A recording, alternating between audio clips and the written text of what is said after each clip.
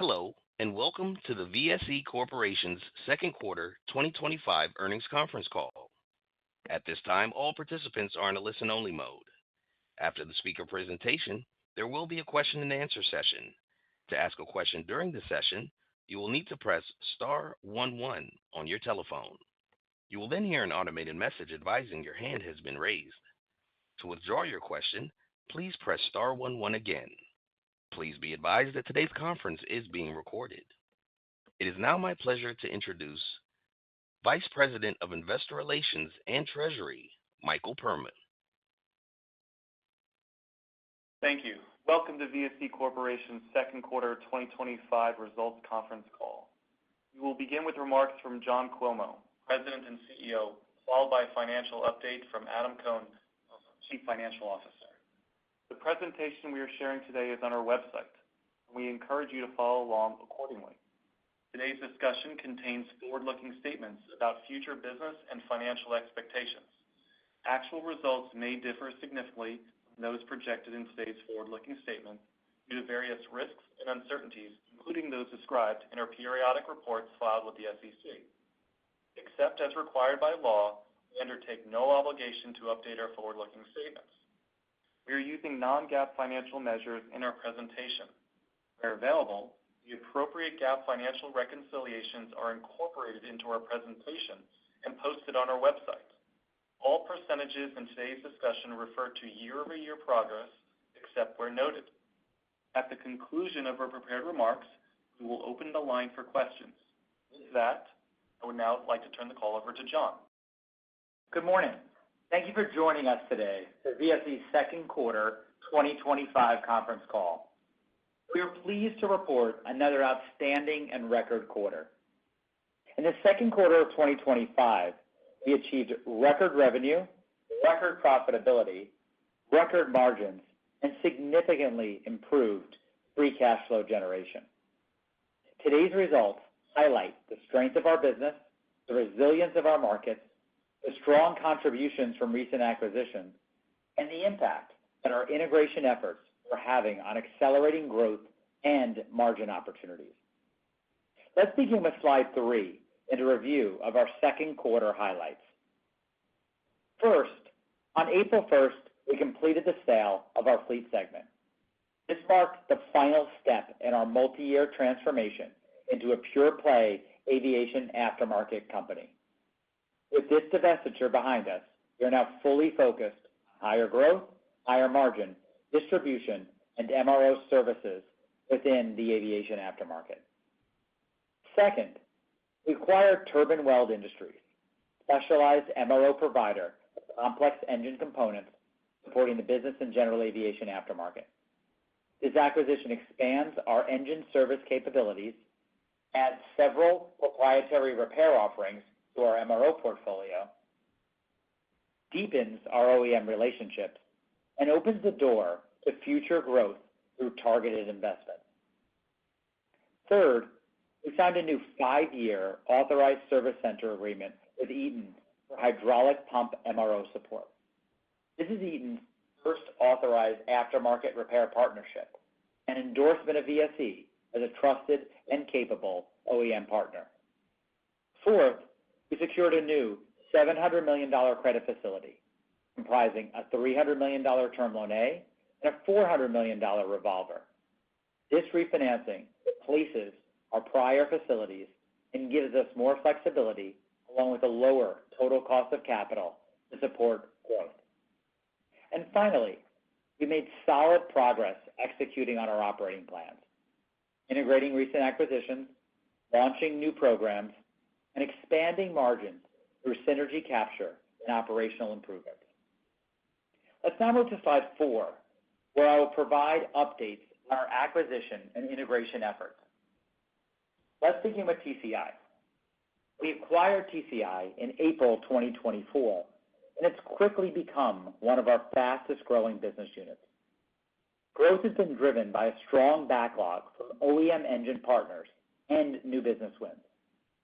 To support this momentum, investing in new repair capabilities, expanding our capacity, and executing cross-selling synergies, including insourcing work from our Hellstrom business. In December 2024, we acquired Kellstrom. We're very pleased with Kellstrom's performance and integration progress over our first 6 months of ownership.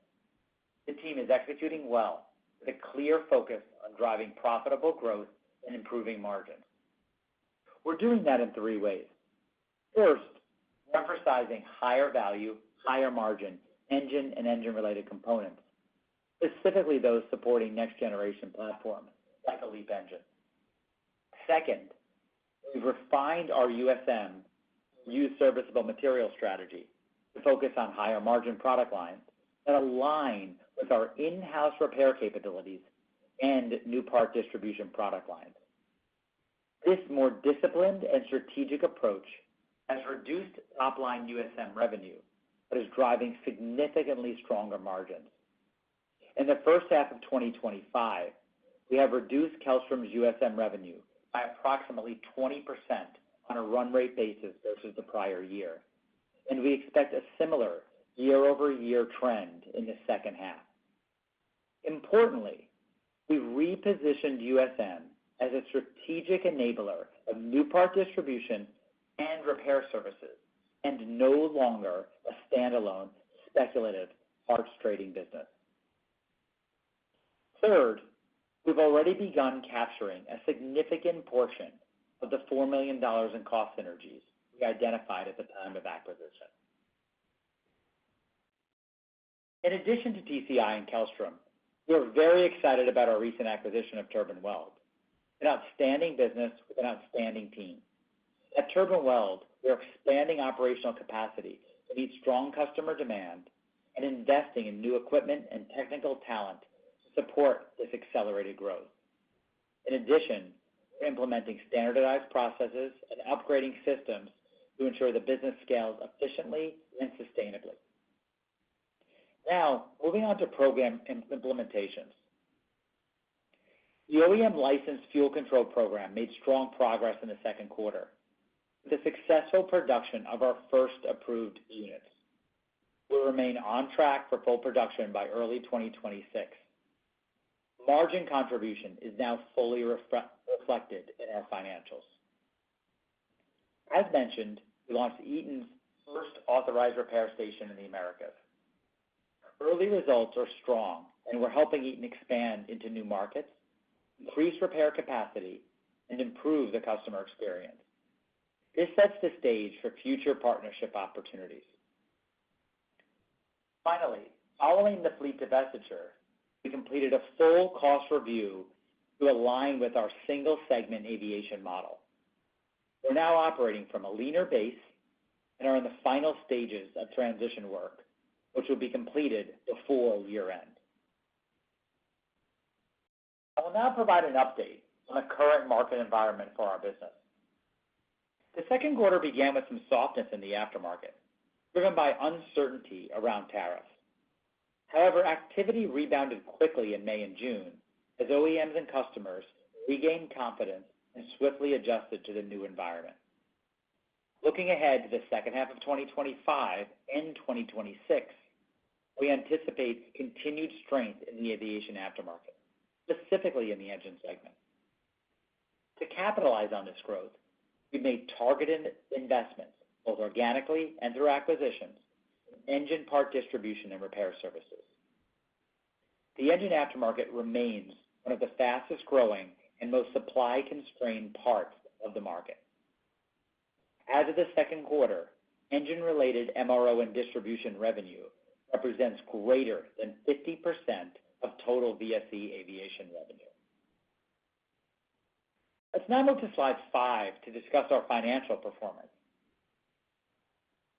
VSE delivered another outstanding quarter, generating record revenue, record profitability, and positive free cash flow, supported by solid execution and continued robust end market activity. In the second quarter of 2025, our consolidated revenues increased 41% to $272 million, driven by strong financial performance from our core aviation distribution and MRO businesses and contributions from recent acquisitions.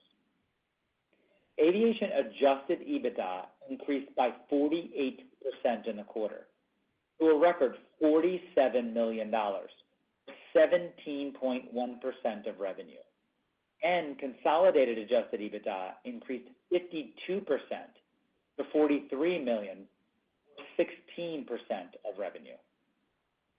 These record results, driven by a balanced mix, strong pricing, solid execution on distribution program awards, a focus on higher margin product lines, continued success in our OEM licensed manufacturing program, and contributions from recent acquisitions, including earlier than planned synergy capture.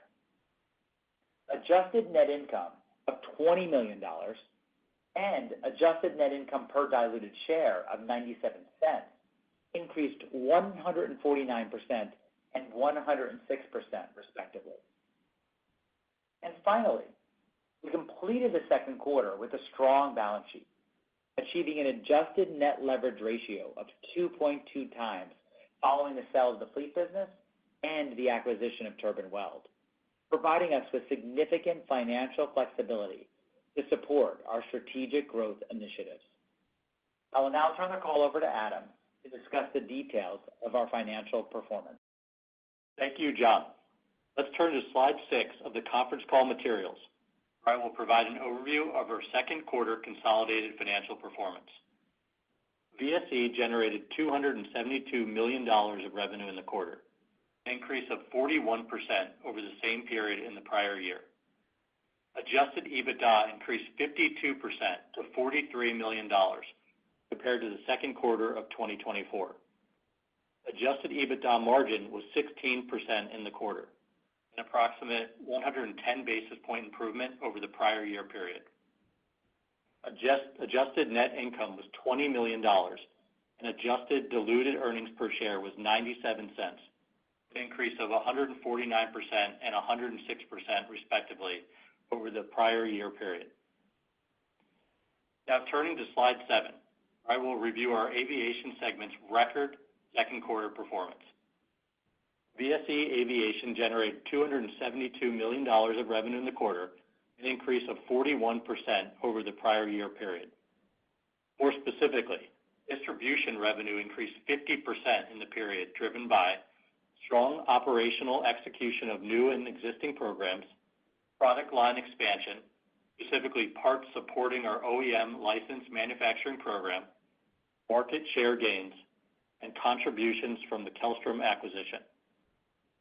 MRO revenue increased 27% in the quarter, driven by increased repair activity on higher value technical repair capabilities from our avionics, fuel, pneumatics, and hydraulics MRO centers of excellence, the addition of new repair capabilities, strong end market demand, and contributions from the Turbine Weld acquisition.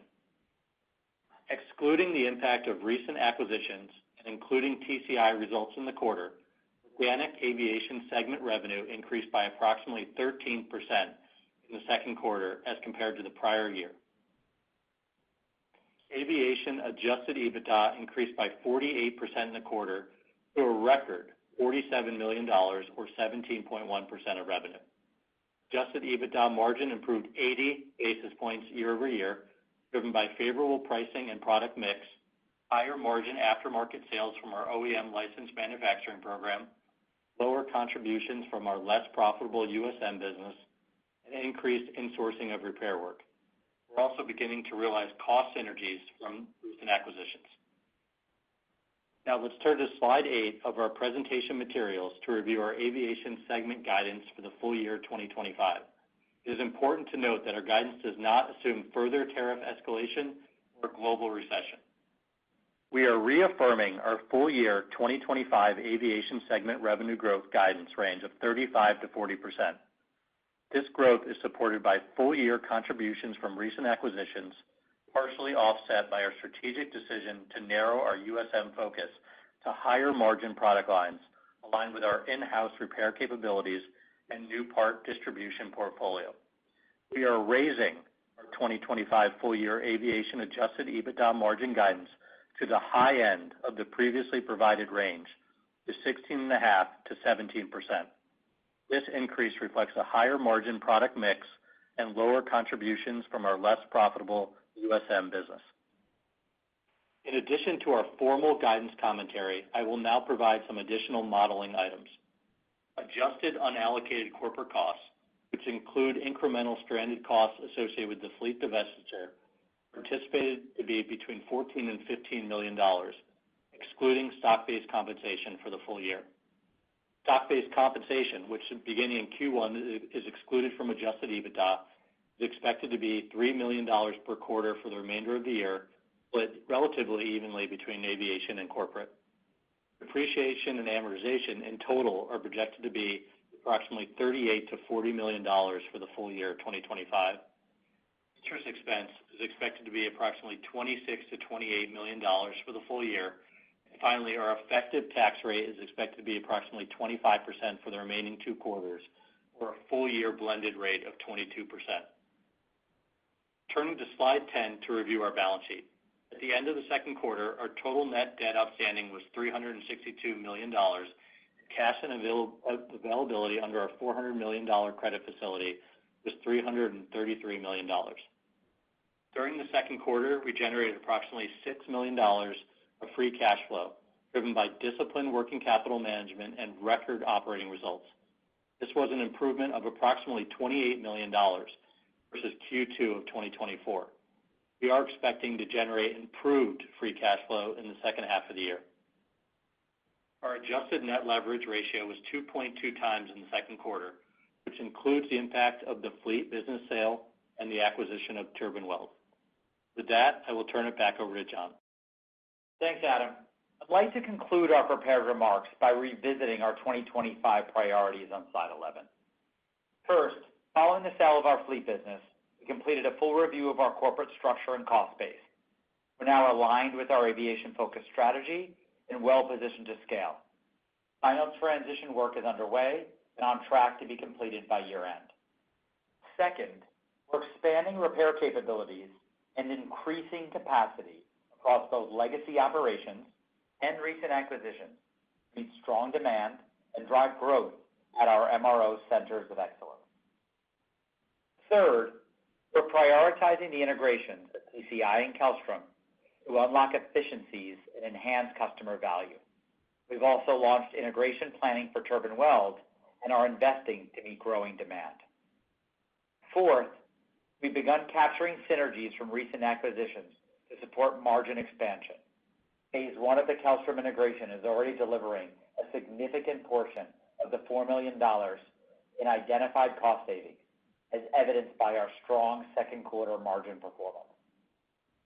Next, we continue to make steady progress on implementing our OEM licensed fuel control manufacturing capabilities. And finally, we remain focused on building the organic growth pipeline, deepening OEM partnerships, and expanding our market presence to support 2026 and beyond. I'll close by thanking our shareholders, customers, and supplier partners for their continued trust and support. And most importantly, thanks to the VSE team for their outstanding record second quarter performance. Operator, we're now ready to open the line for questions. Certainly. As a reminder, to ask a question, please press star 11 on your telephone and wait for your name to be announced. To withdraw your question, please press star 11 again. Our first question comes from the line of Ken Herbert with RBC Capital Markets. Yeah, hi, good morning, John and Adam and Michael. Morning, Ken. Hey, John, maybe just to follow up on your comments on the organic growth. Looks like the guidance implies, call it low to mid-teens organic growth in the back half of the year, and you seem to have done a really nice job here of offsetting some of the USM growth headwinds. Can you just talk about what you're seeing on the commercial transport versus business jet side, or specifically how we think about second half and what you're seeing by some of your end markets?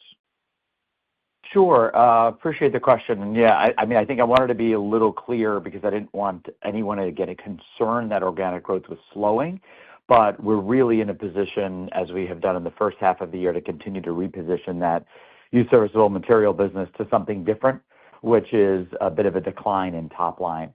But when we look at the markets, I'd say, let me break it down first, engine and non-engine. Both B&GA and commercial, the engine markets continue to be the most robust parts of the market for us specifically, and they continue to outperform kind of the component side of our business.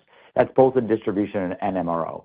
Then when you look at it by end markets, the commercial end markets are stronger than the business and general aviation market. That market has settled nicely. The B&GA market is nicely in that kind of 4 to 6% range, where we're seeing the commercial end markets probably naturally without organic growth in that high single digits to low double digits, and then a little bit of organic growth pushing us into double digits on the commercial side.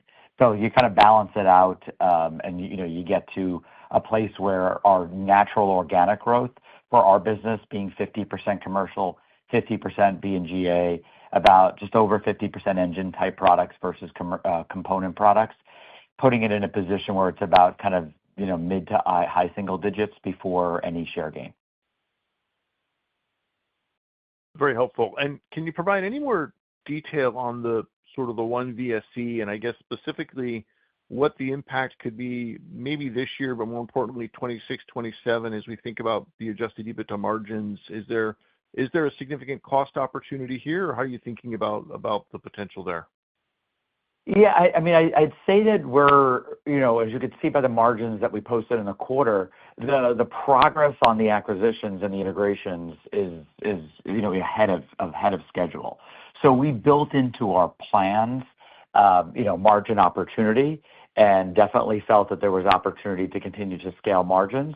I would say that we continue to be ahead of our plans. So I wouldn't get too far ahead in terms of margin opportunity, but we do see continued opportunity out in the market, as we integrate, but we've already captured a number of synergies both on our fuel control program, our initial $4 million that we announced with Kellstrom. A significant portion of that has been realized in the first half of the year as well. Thanks, John. Nice cash generation in the quarter as well. I'll pass it back there. Thanks, Ken. Appreciate it. Thank you. And our next question comes from the line of Sheila Kahyaoglu with Jefferies. Good morning, John and Adam, and thank you for the time. Maybe just on that last point Ken just made on cash, great cash generation, and I think you called out improved free cash flow in the second half. So given $57 million of generation, just given the generation in the first half, how do we think about the sustainability of free cash flow and any puts and takes on working capital we should consider? Yeah, Adam, you can take that one. Yeah, sure. So, it was a solid cash quarter, as you mentioned, Sheila. We generated about $6 million in the quarter. We have seen significant improvement year over year. So if you look over the first 6 months versus last year, I think we've improved by about $65 million. So pretty significant. And as you know, there's some working capital seasonality in the business. So we generally see a larger use in the first half of the year, and that sort of neutralizes in the back half of the year as we lap our inventory purchases. So we are expecting to see strong improvement through the back half of the year. I would say that we are seeing improvement in our working capital profile, especially just given the last few acquisitions, including Kellstrom. They're less working capital intensive businesses, so we're just seeing some natural improvement. But there's definitely a focus on continuing to generate strong free cash flow. Great. And maybe if we could talk about Kellstrom for a little bit. It's been a part of VSE for now over 6 months. What are the biggest positives? And John, you mentioned potentially shifting around the USM business, which you've always called out, to something different. What does that something different mean? Yeah, I appreciate the question. First, it makes me feel great about the diligence. Everything is relatively as we had thought the business would be. The distribution business is as strong or stronger than we had anticipated. The team that manages that is quite strong as well, and we're really pleased to see what they have done in the first half of the year and the opportunities as we move forward as well. The Vortex business, which is their MRO business, services business, continues to perform outstandingly well, and we plan to get that integrated onto our systems, hopefully before year end. And then I'd say for the USM business, we wanted to let it run for about 6 months and just watch, how the business played. It was a little bit too opportunistic in terms of parts trading for me. So where we're moving the business and shifting the business is, we look at our business as bringing together our capabilities and insourcing as much work as we possibly can. So think of it more of a new, used, and repair model where we're supporting our new part distribution with a used USM option, or we're supporting our repair capabilities with a used option, or we're working directly with large airlines on some type of asset management program. So that's what our USM kind of strategy, which we've just launched and put a new leader in place, and that's what that'll look like, and we'll share more details as we get into the back end of the year. But expect to see a little bit of pruning on the revenue side there because we want to get away from the transactional parts trading, and we also want to focus on the right margin profile for our business. Great. Thank you so much for that color. Thank you. Thank you. And our next question comes from the line of Noah Levitz with William Blair. Awesome. John, Adam, Michael, good morning. Thanks for taking my question. Morning, Noah. To start off on margins, you touched a little bit on it earlier, but we were under the impression that Q1 margins were typically the greatest, and then Q2 and Q3 were a bit lower before improving back in the fourth quarter. Obviously, this quarter's aviation EBITDA margins were exceptional at 17.1%. So given fuel control program receiving the full margin contribution, Kellstrom cost synergies moving faster than expected, and then also driving down some of that lower margin USM work, what's preventing you from the back half of the year maintaining, if not beating, that 17.1 figure? Adam, you want to kick off, or you want me to start? Go ahead. Yeah, I'll take it. It's a good question. So I would say that the second quarter margins were very strong. I think the Kellstrom synergy capture had a large part, the sort of capturing those maybe earlier than we initially anticipated. So that really drove some of the strong margins in the second quarter. If you look back historically, there is definitely seasonality in our margins, and it really goes back to the seasonality in the distribution business. We tend to see higher margins in the first half of the year from basically lower cost of inventory. And so that's really what's driving sort of that first half to second half. And maybe initially we expected to capture more of the synergies in the second half of the year from Kellstrom, but that sort of accelerated up a quarter. So that's driving some of the differences from what we initially anticipated. Great. And then with leverage down to 2.2 times, can you talk a little bit about the M&A pipeline going forward? And then in particular, you've had a Honeywell fuel control deal for a while now, and it seems like those style of programs are very, very strong on the margin side. So are there other versions of that in the pipeline as well? Thanks. Yeah, I appreciate the question. I'd say that the M&A pipeline is very, very healthy. As we look at the back half of 25 and into 26, we have a number of kind of active or soon to be active, things in the market. It's always difficult to forecast something like that because as you dive in, it's either you're all in or you're all out. So we'll see how that plays out. But we do have a pretty robust and healthy pipeline, and obviously it's a place we plan to use our balance sheet to support that inorganic growth. With regard to kind of our licensed manufacturing program, we really need until the first quarter of next year to be perfect on our fuel control execution. So although we're excited about the program and the growth opportunities it offers, because it's our first program and it's something very unique that we haven't done before, we're kind of looking at it with more of a longer game focus. So I'd say don't expect anything there, at least in the next 12 months. So maybe back end of next year as we move into 2027, we'll look at growth opportunities and what the market looks like there for us. Great. Thanks, and congrats on the quarter. Thank you. No, appreciate it. Thank you.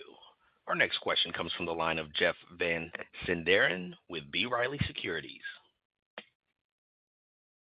Good morning, everyone. Let me add my congratulations. Wanted to follow up just on the Kellstrom synergies. It sounds like you're realizing those a little bit ahead of expectations. And wondering where are you seeing the remaining opportunities for efficiencies, synergies, leveraging scale as you fully integrate recent acquisitions? Just wondering what the focus is there for second half. Yeah, I mean, I appreciate the question. Synergy capture is easy and complicated at the same time. There's four real levers, right? There's growing revenue while keeping your SG&A relatively flat. There's an element of price, there's an element of product cost, and then there's an element of operating expenses. So each deal that we do, when we're going through our deal modeling, in our diligence, kind of we try to capture where we think the synergy opportunities are and what the very specific actions are that are going to be tied to each. I would say that a lot of the cost synergies have been captured already on this deal. So really what we look at is more insourcing, more on the product margin side, or opportunities to grow top line while kind of leveraging that operating expense base. So the SG&A as a percentage of sales will start to decline and generate stronger returns for the business. So I'd say it's more on the top side of the income statement than the bottom side as we continue to integrate. Okay, fair enough. And then just kind of a follow-up, wondering what your latest thinking is on opportunities for the Honeywell business. Yeah, I mean, like I just said to Noah, it's of anything we're doing, that is probably the most precise program. It's our first manufacturing program. It's a fuel control that's on the PT6 engine for Pratt Canada and the Rolls-Royce 250 and we want it to be absolutely perfect. We have work to do through the first quarter to continue to get kind of final approvals and it to be our control without any interference from the original OEM. So we do not plan to work on new programs until that's complete. So I would tell you, probably the first quarter, I can give you a better strategy update once we get the full implementation done on this program. But it's really performing very, very well. We've got to clean up some supply chain issues that existed when we acquired the program, and that's in process. Full financials are embedded in everything that we're doing today. So very, very pleased with the performance of the program. We just need a little bit of time. Okay, fair enough. Thanks for taking my questions. Oh, thank you. Thank you. And our next question comes from the line of Josh Sullivan with The Benchmark Company. Hey, good morning. Hey, Josh. John, can you just expand on the hydraulics opportunity? Maybe how large is that market? Why are you maybe the right partner to leverage capabilities there? Yeah, I mean, it's a good question to say how large it is because I laugh because it's the data that I'm trying to get my arms around myself, because you look at when you have kind of an unapproved market, you don't have data. So, I would guess it's somewhere between 50 and 100 million, but I'm giving you a very, very wide range because it's really difficult to capture kind of what the unauthorized shops are doing. For us, I think there's a few things. Number one is we're really able to drive kind of faster turnaround times, and our level of quality in supporting OEM authorized work, is very, very core to our strategy. So the second thing is, we partner in unique ways. It's not a one-size-fits-all for an OEM, so we can kind of customize and really listen to where the OEM needs us and where they don't. So starting to understand how this product is performing, where there's new parts, where there's used parts, and again, where the MRO piece plays in, and how can we bring all of that together to support this OEM. So the relationship is strong.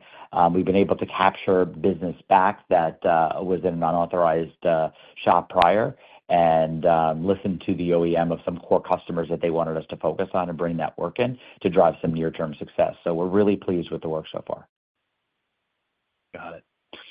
And then maybe this ties into your USM strategy, but you noted, engine side continues to be stronger than the component side. We've obviously heard that in other areas of the industry as well, but just curious on your thoughts on the cycle for when that might flip, where component demand would outpace the engine side. And I know your recent M&A has really been focused on the engine side, but just trying to get some perspective on that long-term industry cycle.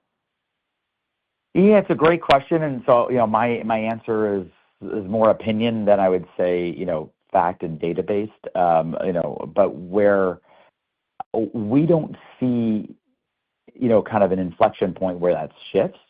We see, at least for the near term and the midterm, the engine aftermarket, again, both for business and general aviation and commercial, continuing to outpace kind of the component side. The majority of that really comes down to supply chain and MRO capacity.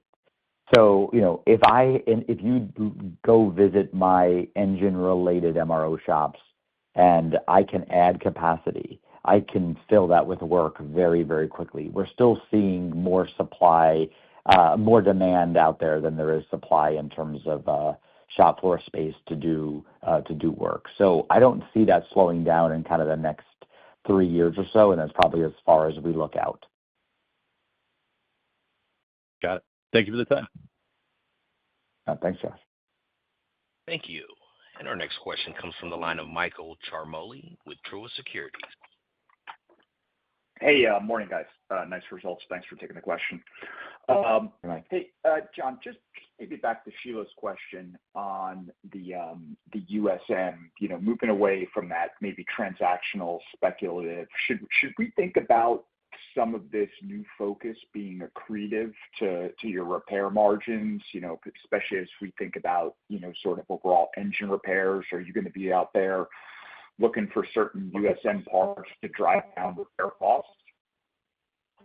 Yeah, I mean, I'd love to answer the question next quarter or the quarter after, because we're just in the beginning of launching the strategy. But it's a great question, and it's exactly how we're looking at it. So I don't want to say unequivocally yes until I know that we can execute on the strategy. But I would say it's a couple of things. Number one, it's how do you, if you think about when something is broken, the question is, do you need a new part, do you need a used part, or do you need a repair?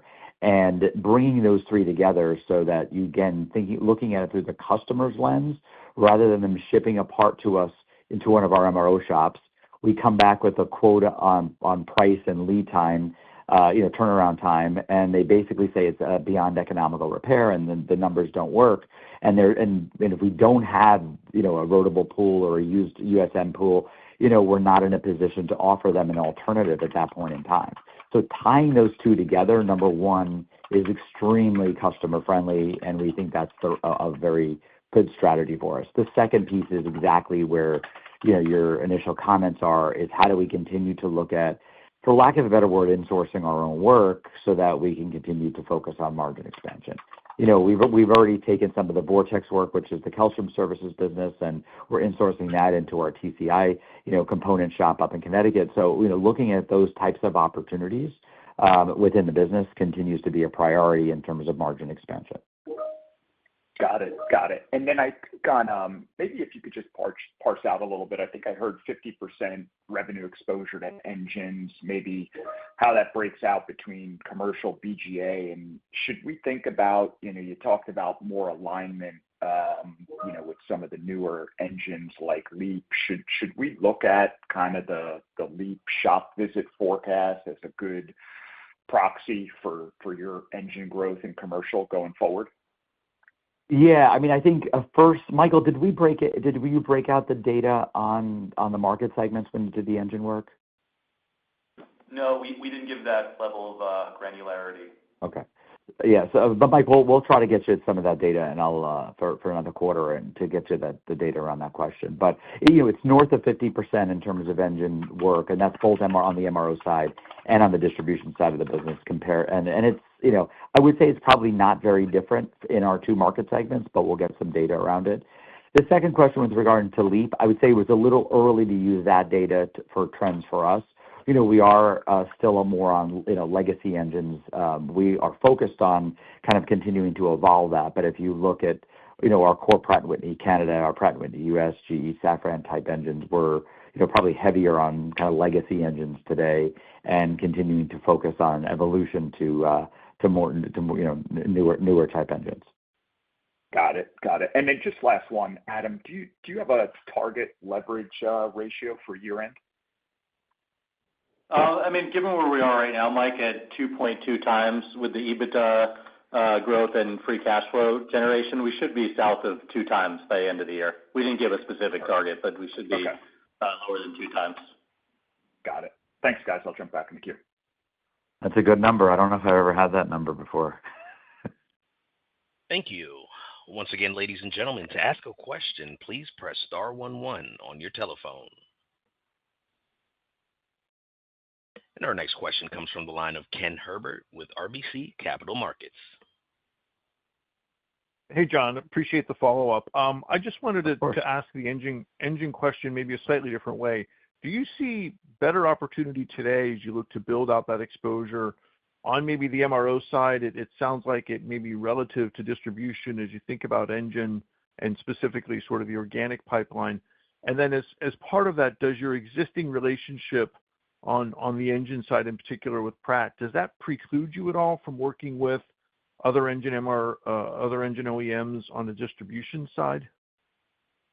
No, I mean, so first, more of our direct engine OEM distribution business is on business and general aviation engines than it is on the commercial side. Our commercial distribution work that we do that's supporting engines is less engine OEM work, and it's more other OEMs that are supporting that engine.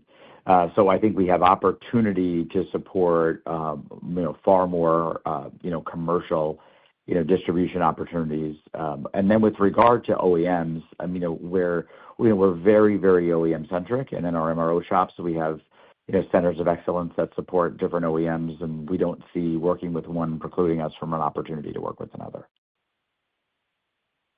Great, thank you. Thank you.